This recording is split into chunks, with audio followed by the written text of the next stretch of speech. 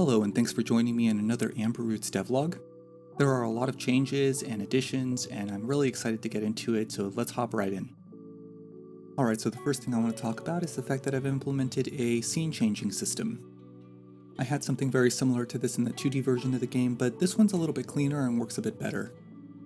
So I've got these funny blue portals, and if I step through them, it opens up a loading screen and loads up another scene. You can actually see in the hierarchy that I'm loading the scenes additively. So I have a persistent scene which has all of the important stuff that needs to be carried between scenes. And when I step through one of these portals, it opens up a new scene which has the environment. I was also working on scene details that I would want to load in. So for example, I've got this other scene that I can load into, and it's a forest scene that I haven't really made yet, but it's got different lighting than the other scenes. You can see it's kind of tinted green. That's really great because it gives me a lot of freedom as to how I want to customize each scene. Like in this example, I can change the lighting of the scene based on what the environment is. I've also got same scene portals, which can take you from one place to another within the same scene. So if I step into this one, it's just going to take me on the cliff above right here. So I could use that to create things like shortcuts within the same area or other connected areas like that. I've also been experimenting with customizing my art a bit more. So I've basically taken my flower textures and made them white. And then in the code for each flower, I'm changing the color based on a list of predetermined colors. But it's also really easy to do it for just totally random colors. So right now I'm only doing this for flowers, but I could see extending this system for other things as well. Let me know what you guys think. Next up, let's talk about the UI a little bit. In the last video I talked about how the inventory system hadn't been completely imported over yet. So here I've gone ahead and done that, and I've even improved a bit of the functionality. So I can pick up lots of items, and when I hover over them, I can get some information here in the center pane about the item. And this works with arrow keys and controller support as well. If I click the middle mouse button, now I can sort of select an item.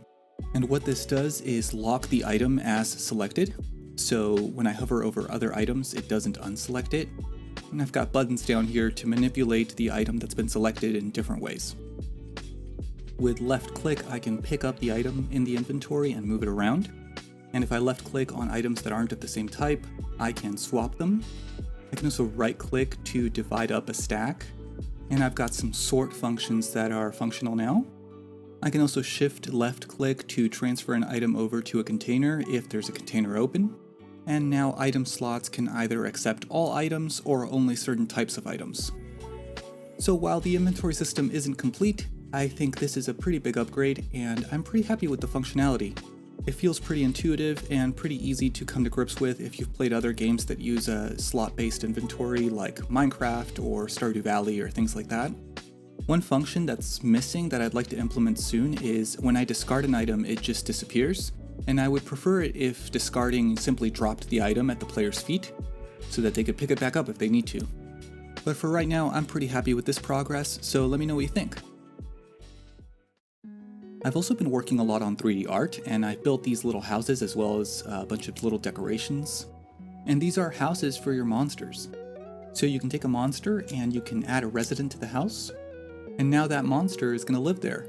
Some houses will also have space for more than one resident. So in the future, it'll depend on what type of house it is. So if we go inside the house to check it out, we can see the interior of the house and the furniture and decorations that are laid out, and you can see the resident that lives here. You can also interact with the monster here, which takes us to the new monster summary screen. And this is where the main information of your monster will be, like the name, species, and stats. Here you can also rename your monsters. The rename button pulls up a panel where you can type in your text, and then save it and your monster will be renamed.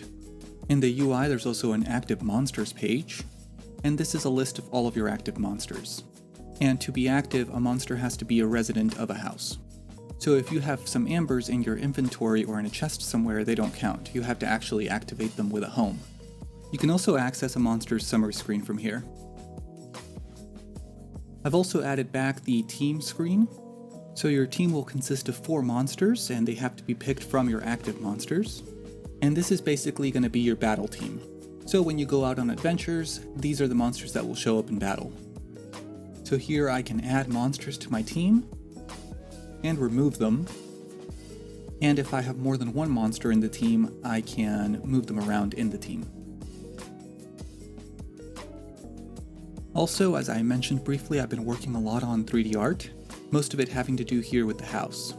So the model of the house outside and the plants in here, the table, all this stuff is new.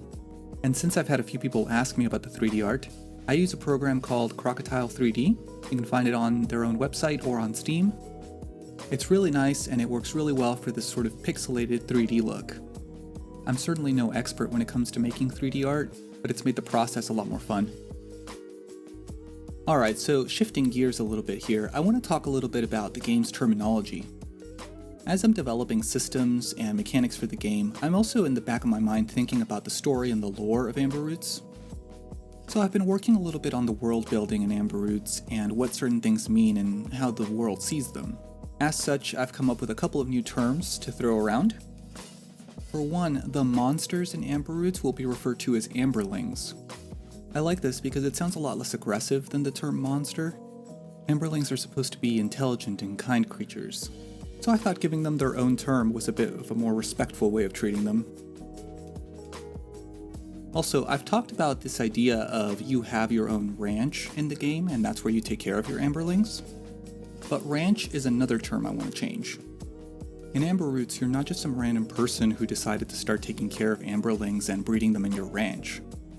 You're basically on a mission to help Amberlings survive and thrive in a world that is more and more being taken over by corrupted Amberlings. So what you're really doing is building a settlement for them where they can live and be safe and happy. So it's not so much a ranch as it is a town for the Amberlings. This town that the player creates for the Amberlings and supports is going to be called the Amber Haven. And the player who has been assigned this role will be called the Founder. The player will be a part of an organization that sends out founders to different parts of the world to create Amber Havens to help Amberlings.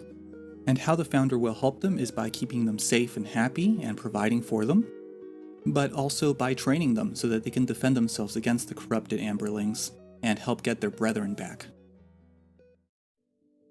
So there you have a couple of the new terms in the game, as well as a little bit of a look into the world building and lore of Amber Roots. And I'm definitely happy with this. I think it fits the aesthetic and the lore of the game a lot more. And I think that's just about going to wrap things up for this episode.